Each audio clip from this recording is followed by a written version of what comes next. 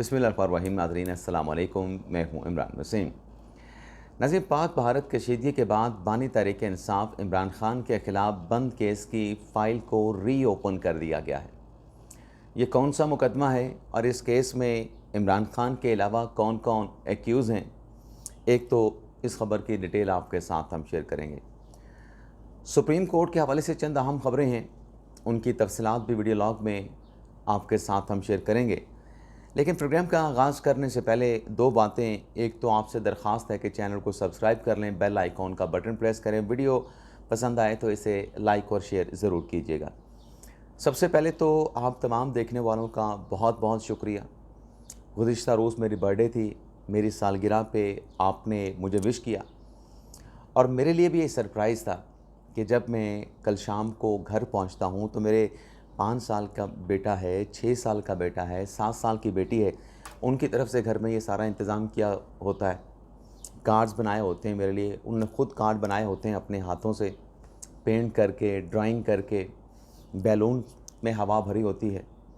तो मेरे लिए भी प्लेजेंट सरप्राइज़ था। तो मैंने फिर वो जो सरप्राइज़ था वो आपके साथ भी शेयर किया। लेकिन बहरहाल आपने बड़ा मोहब्बत का इज़हार किया, बड़ी शफ़क़त का इज़हार किया, मुझे विश किया, तो इस पर आप तमाम देखने वालों का बहुत बहुत शुक्रिया। तो नाज़रीन, सबसे पहले बात कर लेते हैं नूर मुकद्दम केस का, जो फ़ैसला कल अदालत की जानिब से सुना दिया गया।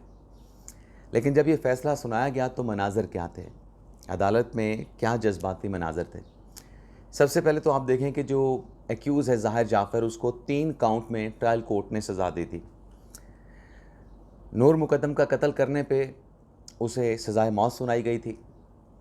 उसका रेप करने पे नूर मुकद्दम का उसको उम्र कैद की सज़ा सुनाई गई थी और अगवा करने पे 10 साल की सज़ा थी। फिर हाई कोर्ट में जो रेप के केस में सज़ा थी उसे तब्दील कर दिया गया था। उस रेप के केस की सज़ा को भी लाइफ से, उम्र कैद से जो है वो सज़ाए मौत में तब्दील कर दिया गया था।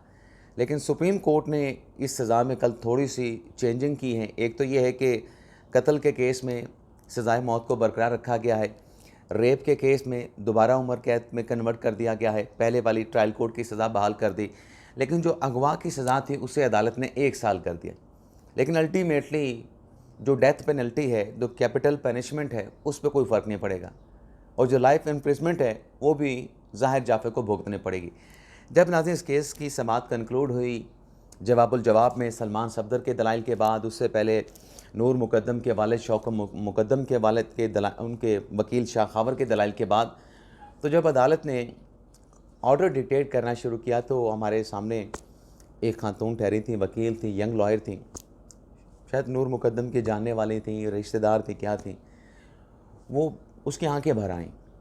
उसने बड़ा अपने आप को कंट्रोल किया, ज़ब्त किया अपने जज्बात पे, अपने एहसासात पे, अपने इमोशंस पे,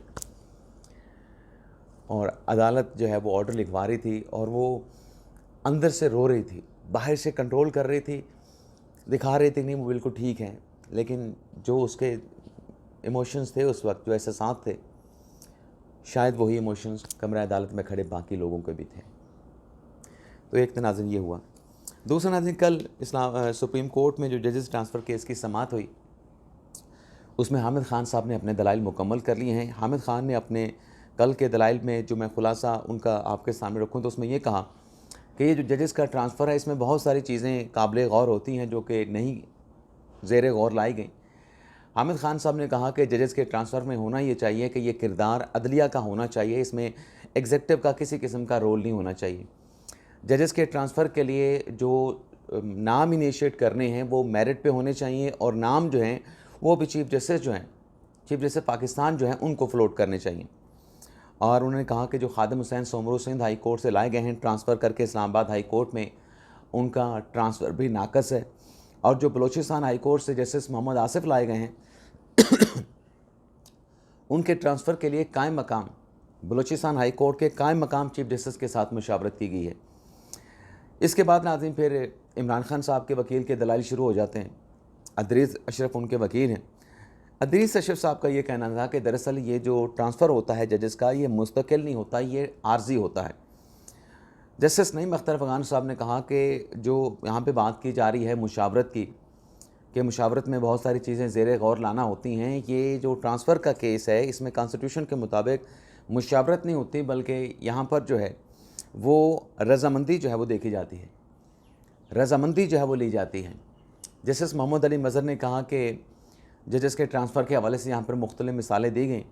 इंडिया की मिसाल जस्टिस मोहम्मद अली मज़हर ने दी कि भारत में तो जब किसी एक जज को दूसरी हाई कोर्ट में ट्रांसफ़र किया जाता है तो वहाँ पे कंसेंट नहीं ली जाती। चीफ जस्टिस के साथ मुशावरत होती है सदर की, लेकिन जज से पूछा तक नहीं जाता कि आपने दूसरी हाई कोर्ट में जाना चाहते हैं, नहीं जाना चाहते, आपका ट्रांसफ़र किया जा रहा है। वहाँ पे बग़ैर कंसेंट लिए ट्रांसफ़र हो जाता है। लेकिन पाकिस्तान में जज की रज़ामंदी भी ली जाती है और 3 चीफ जस्टिस, एक चीफ जस्टिस ऑफ पाकिस्तान, दूसरा जिस हाई कोर्ट से चीफ जस्टिस जज ट्रांसफ़र होना है, और तीसरा वो चीफ जस्टिस जिस हाई कोर्ट में उस जज को लाया जाएगा। तो यहाँ पर 3 चीफ जस्टिस के साथ मुशावरत और जज की कंसेंट लाजमी करार दी गई। लेकिन बहरहाल आज भी बानी तहरीक इंसाफ इमरान खान के जो वकील हैं उनके दलाइल जारी रहेंगे और देखते हैं आज इस केस में क्या होता है। इसके अलावा नाज़रीन मखसूस नशस्तों की हम बात करें तो कल जो सुन्नी इत्तेहाद कौंसिल के वकील हैं फैसल सदीकी साहब, उन्होंने अपने एतराज़ात के ऊपर दलाइल मुकम्मल कर लिए थे और भरपूर उन्होंने अदालत को तंग किया। अदालत ने बड़े उनको सवालात भी किए। वो ऐसे दलाइल दे रहे थे कि अदालत कह रही थी कि ऐसा मुमकिन नहीं, आप जो कह रहे हैं कि जजेस को दोबारा वापस लाया जाए बेंच में, जस्टिस आयशा मलिक को और जस्टिस अकील अब्बासी साहब को अपना फ़ैसला दे चुके हैं, उनका फ़ैसला फ़ाइनल जो जजमेंट होगा उसमें काउंट हो जाएगा, लेकिन उनको बेंच में ला के खामोश तमाशाई क्यों बिठाना है।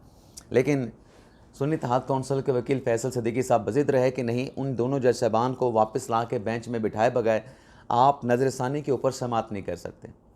हालांकि अमीरुद्दीन खान साहब ने यह भी कहा कि देखें, ये जो कॉन्स्टिट्यूशनल बेंच है, पहले जो बेंच था उसने 13 रुकनी था, उसने जो फ़ैसला दिया था, उसके बाद जो 26वीं आईनी तरमीम हुई है, ये 8 से 9 रुकनी बेंच भी इस केस को सुन सकता है।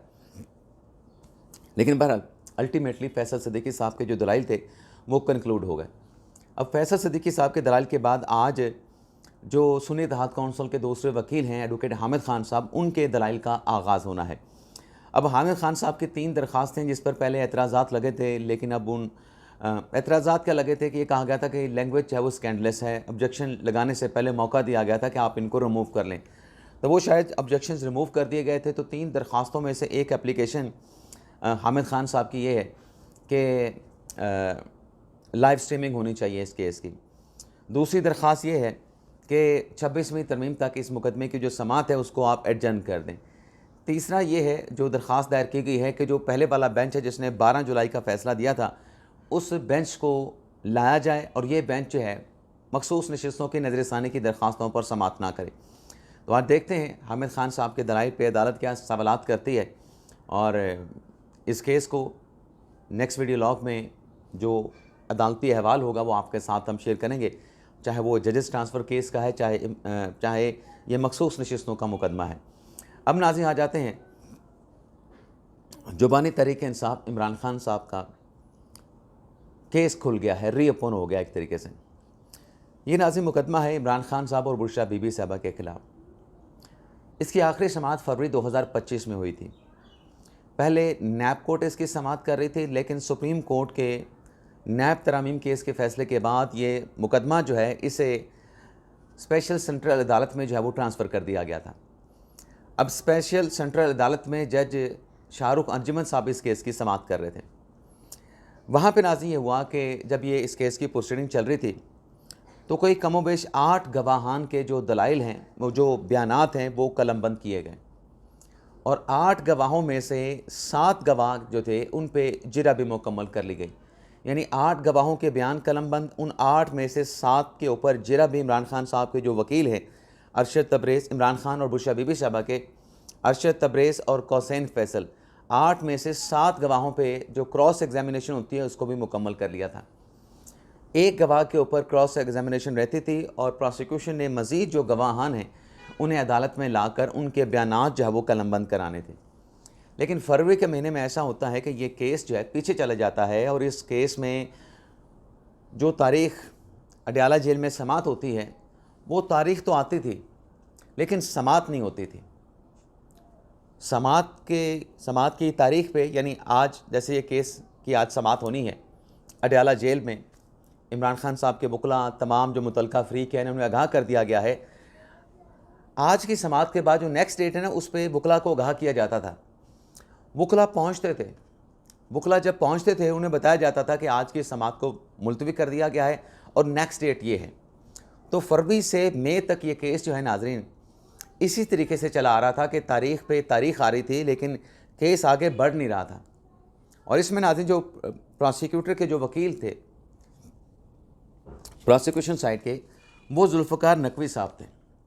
तो अब ये जो इंटीमेट किया गया है कि आज इस केस की समाअत होनी है, तो पूरे तरीके से वकला को बताया गया कि अपनी तैयारी करके आएँ, इस केस की समाअत को रिज्यूम किया जा रहा है और गवाह जो हैं प्रोसिक्यूशन के, मज़ीद जो गवाह हैं उनके बयानात जो हैं वो कलमबंद किए जाएंगे।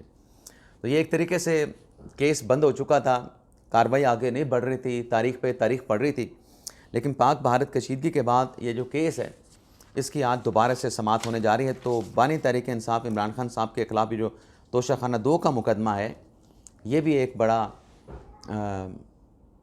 ऐसा मुकदमा है जिसमें बानी तहरीक इंसाफ और बुशरा बीबी साहब जो हैं उनके लिए मुश्किलात बढ़ सकती हैं, उनके लिए एक और सज़ा, एक और कन्विक्शन सामने आ सकती है। इजाज़त चाहते नाज़रीन, अल्लाह हाफ़िज़।